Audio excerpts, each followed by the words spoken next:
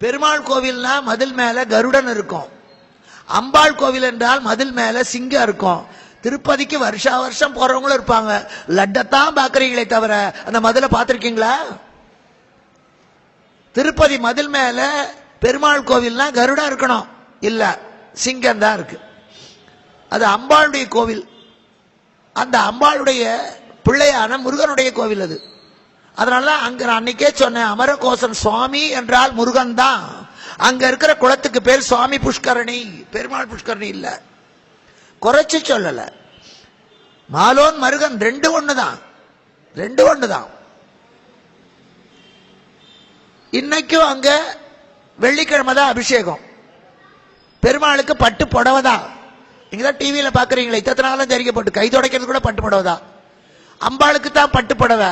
புடவை கட்டினா நாராயணி, வேஷ்டி கட்டினா நாராயண. நாராயணியும் அம்பாளும் ஒத்திதான், சக்தியும்.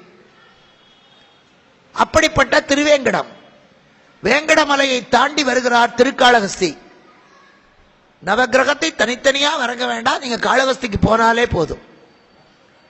காளம் என்றால் சிலந்தி, அத்தி என்றால் யானை. கண்ணப்பர் கண்ணை இடந்து அப்பினது அந்த இடத்துல தான். ஆனா அது மலை மேல. காளஹஸ்திக்கு போறவங்க எல்லாம் மலை மேல ஏறுறதுல கீழையோட சரி. அங்கே அந்த லிங்க திருமேனியில் இருக்கிற காளத்தியப்பரை, காளஹஸ்தீஸ்வரரை தொட முடியாது. அபிஷேகம் பண்ணுகிற அர்ச்சகர் விரகம் கூட படக்கூடாது. அந்த லிங்கத்துக்கு மேல ஒரு பட்டம், ஒரு பலகை சாத்தி இருப்பாங்க. அதுல 9 படிக்கட்டு இருக்கும், நவகிரகம்.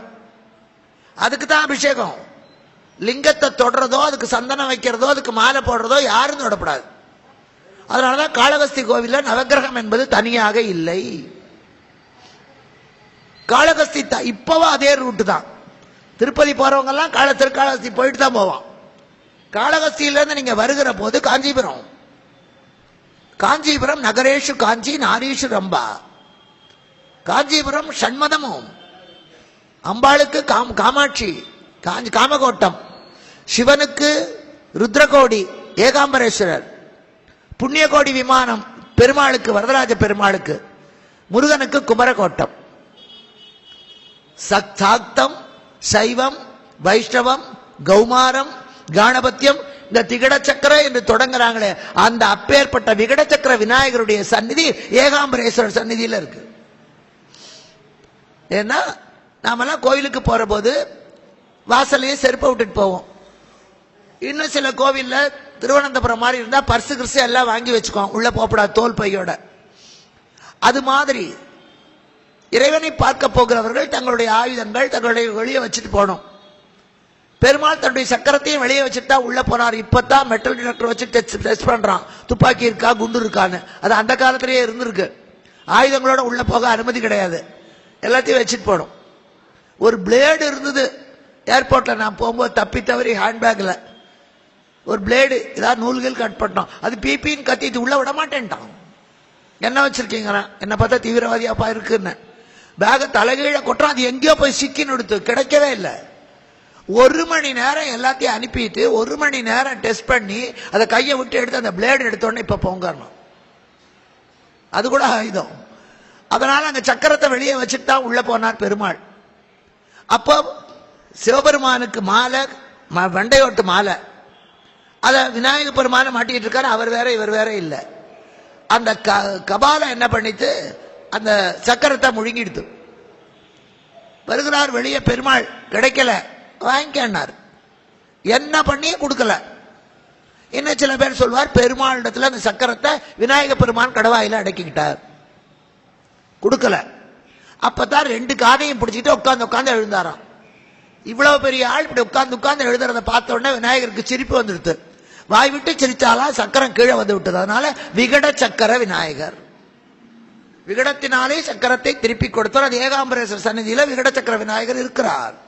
சுந்தரமூர்த்தி நாயனாருக்கு இறைவன் கொடுத்த தங்கத்தை மாற்று உரைத்து சரியான மாற்றுத்தானான ஒரு பெரிய நகைக்கடை ஜெயால்காஸ் மாதிரி ஒருத்தர் உட்கார்ந்து இருக்காரு திருவாரூர்ல குளக்கரையில.